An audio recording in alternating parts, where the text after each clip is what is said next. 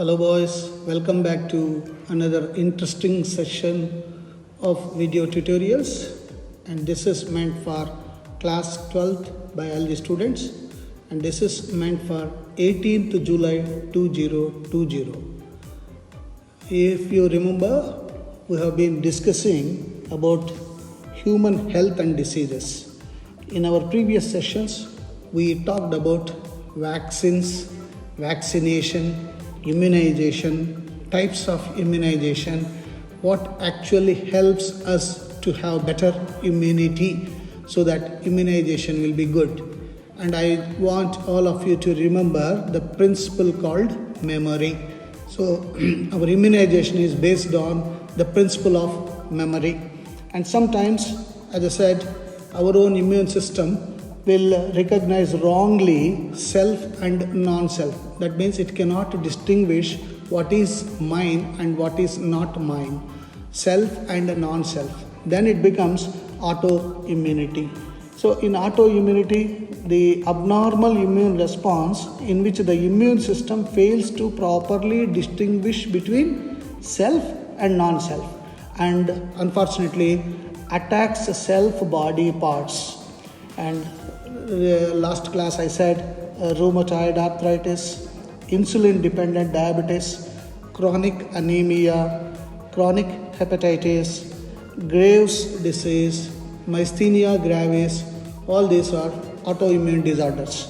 And in this session we are going to study about another disease which is very, very dangerous even today, and which has no proper medication nor vaccination for this.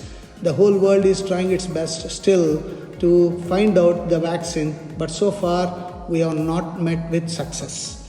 And that is the reason why we should be extra careful with this disease. What is the disease? As all of you guess, it is AIDS. Now, first expansion of AIDS, AIDS, acquired, I for immuno, D for deficiency, S for syndrome. Acquired immunodeficiency syndrome. So as I said, this disease is caused due to deficiency of immune system, and the disease is acquired during the lifetime of an individual, indicating that it is not a congenital disease, it is an acquired one. And it is first reported in 1981, and last 25 years nearly 25 million persons were killed because of this deadly disease, and the number is keeping on increasing. That's the worry for us. And the causative organism is this fellow, human immunodeficiency virus. It is called HIV. It's a type of retrovirus, that is RNA virus having RNA genome enclosed by protein coat. Centrally you can see the RNA, single thread, red colored thread like structure, that's the RNA strand. And this RNA strand is covered with that green color proteins. You can see the glycoproteins. So that means basically an AIDS virus is a virus having a RNA in the center, and it is circumvented or enclosed by a protein coat. And mind you, this is only a protein molecule, and this is not a live organism, just like the COVID-19. That's also a protein molecule. It's a non-living thing. But these fellows, being non-living, they trouble living things like us. Hence, we need to be careful. And let us discuss more. Modes of transmission. How does it spread? Mainly through sexual contact with infected person. And second, blood transfusion. If there is a contaminated blood and unknowingly a person takes that contaminated blood, or from any blood bank contaminated blood is taken and injected to the patient who is in need, then the patient will die not because of his disease, but this acquired immunodeficiency syndrome, AIDS disease. So one must be very, very careful when we collect blood from blood bank and when we ask for donors to give blood. Of course, the doctors will take precautions, but still we need to be very, very careful about that. And the third one, by sharing infected needles, as in the case of intravenous drug abusers. And particularly this is very, very severe in a northeast country, wherein the young generations will be using a lot of drugs, and those drugs will be injected through needles, and a single needle with the drug will be used by multiple persons. And if unfortunately one person is having AIDS, the entire group gets it. So one has to be very, very careful with the sharing of infected needles. And of course, very, very unfortunately, from infected mother to that innocent child through placenta, because there is contact of blood from mother side to the child. Hence, even though the child doesn't do any mistake, it has no mistake on her or his side. Unfortunately, the baby is taking birth in an infected mother. Hence, it's unfortunate.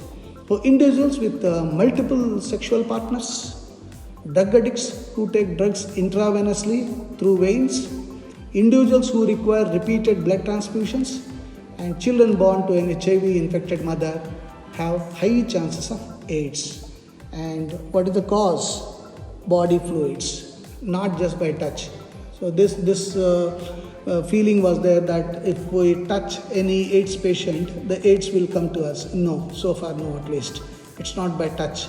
It's not by physical contact. Even we can have food with them. But only thing is body fluids. Mainly it is the semen, it's the blood.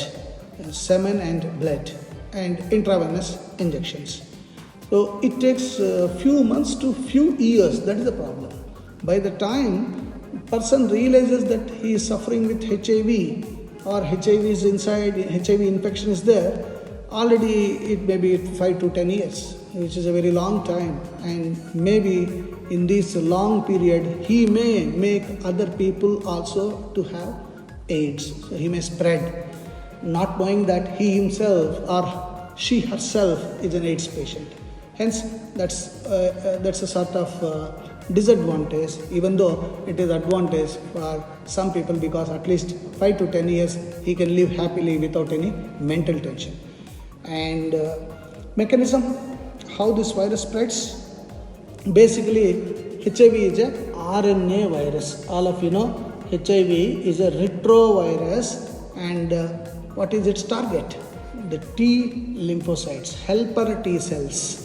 So its structure includes identical RNA strands and reverse transcriptase, which are enclosed in a protein coat.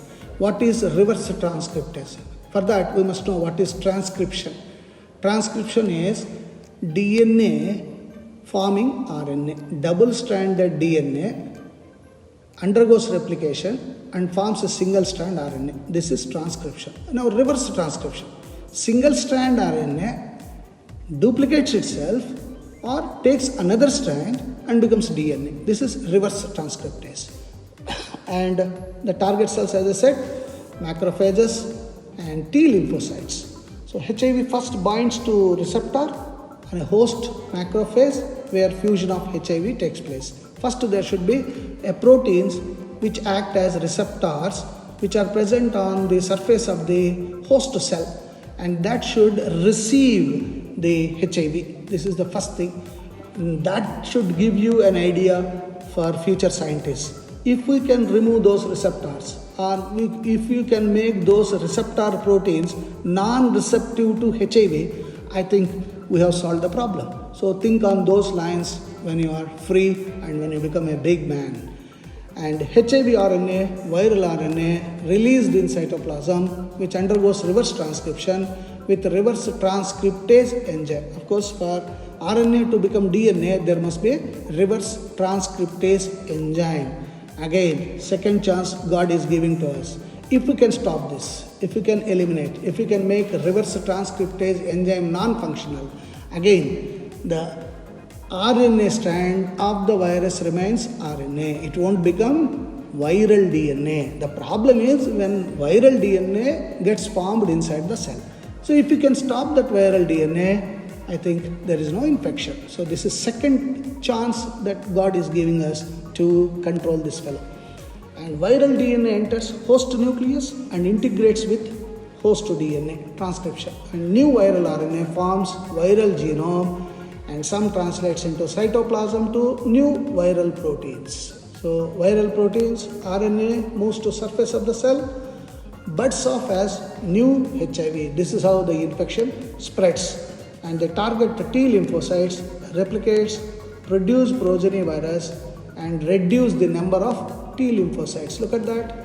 Now this is the big host cell you are seeing, and the HIV is coming and contacting the surface. There I said receptor proteins receive that fellow. If we can stop that, I think that's the end of it. And second, in the first one, fusion of HIV to the host cell surface, and this I think many scientists are working out on that. If we can make the HIV cell not to fuse with the host cell surface, that's the end of it. And second, HIV RNA reverse transcriptase. Now look at that one strand, single strand, red color, that's RNA. And that RNA is slowly becoming DNA, as you are seeing a red color thread and a yellow color thread. And that yellow color thread is the DNA, viral DNA. That is the problem. Again, if we can stop this viral RNA becoming viral DNA, I think again we will be successful at large. And who is helping it? There is an enzyme called reverse transcriptase. If we can make reverse transcriptase non-functional, of course you may ask me how, sir? I do not know. It's the scientist's work, but I am giving the idea. If you can do that, I think viral DNA can be stopped. And once viral DNA is formed, it cannot integrate. Look at the third one. Viral DNA is formed by reverse transcription. And the fourth one, viral DNA is transported across the nucleus and integrates to the host DNA. That integration we should stop. Step number 3. So we have got 3 steps in which we can think of possible solutions for the AIDS. And once the new host DNA gets mixed up with viral DNA, look at that. Now again the new viral RNA, single threads, red threads are coming out. And those threads are new viral RNA is used as genomic RNA and to make viral proteins. This viral RNA is making viral proteins. Those viral proteins now move to the cell surface and new immature HIV forms because proteins form cells. They are building blocks of the cells, we say. So these proteins now move. Now look at the 7th one. The virus matures by protease releasing individual HIV patients. Now this is becoming a new virus and that's mature area. Now this goes and attacks to the next cell. This is how the T cells, the host cell is nothing but T cell, helper cells. So the T helper cells will be blasted off. Hence the number of T cells come down, our immune system, strength of immune system comes down and resulting in immune deficiency. That's why we said acquired immunodeficiency. And once immune system becomes deficient, it shows some symptoms. What are those symptoms? HIV attacks helper T lymphocyte, reduction of helper T lymphocyte numbers cause severe cellular immunodeficiency, and physically and physiologically we can see the symptoms in the form of fever. So there is fluctuation in the fever. We say intermittent fever will be there. One day fever, next day you are all right, again next day fever, next day all right. So intermittent fever will be there. Diarrhea, so loose motion with vomitings, and most important thing is weight loss. Continuous weight loss will be there in the person.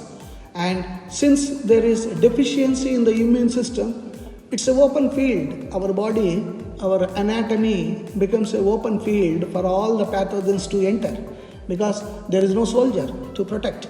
You just imagine if we don't have BSF, Border Security Force on the borders. So any enemy can get inside our country. Similar is the case. Once the T cells are not there, now mycobacterium enters inside, viruses will enter inside, fungi enters inside, parasites like toxoplasma enter inside, and that causes multiple diseases. So infected person becomes opportunistic to infections. And how to diagnose, how to know that a person has got AIDS? Now diagnostic test is a very standard one. It is called ELISA. Now many times in the examination this will be asked, both in CBSE as well as NEET exam. Expand ELISA. Enzyme, E for enzyme, L for linked, I for immuno, S for sorbent, A for assay. Enzyme linked immunosorbent assay. Assay, look at the spelling, ASSAY. So ELISA is the standard test, diagnostic test for AIDS. And what about treatment? If unfortunately somebody becomes an AIDS patient, antiretroviral drugs. So we are going to give drugs which will fight this virus. And of course, unfortunately, these retroviral drugs are not very effective as on today. They are partially effective. And what is inevitable? I am sorry to say, death is inevitable. Drugs can only prolong the life. Somebody has to die, say, let's say in the next 5 years. We can make him to live for next 10 years. But at the end of the 10th year, one has to die. That is the worst thing. Hence, the only way is prevention. And what you have heard about AIDS, what do you mean by AIDS? How does it harm us? Who can get it? What causes it? How can we stop it? What can we do for people who have it? Can it be cured? Of course, it can't. What does it look like? Symptoms. Which of us has it? Don't guess the answers. Learn the truth. And as I said, prevention is better than cure. Educating people, that is the main thing. I sincerely request all of you, being biology boys, please educate the people in your hometown about this. Whenever you have a get-together and whenever you have a discussion, in-house discussion, please educate the people and generate awareness among them. And there is NACO, National AIDS Control Organization, and many NGOs are there which are doing great job in educating the people. World Health Organization has started a number of programs to prevent the spreading of HIV infection, which includes making blood safe from HIV, ensuring the use of only disposable needles and syringes in public and private hospitals and clinics, free distribution of condoms, safe sex, controlling drug abuse, advocating safe sex, and promoting regular checkups for HIV in susceptible populations. So infection with HIV or having AIDS is something that should not be hidden. Why? If you hide, it spreads, since the infection may spread to many more people. Hence, take care and please be a partner in educating the people in your hometown. Ensure that they are aware of what AIDS is, what HIV is. Remember, there is no medicine.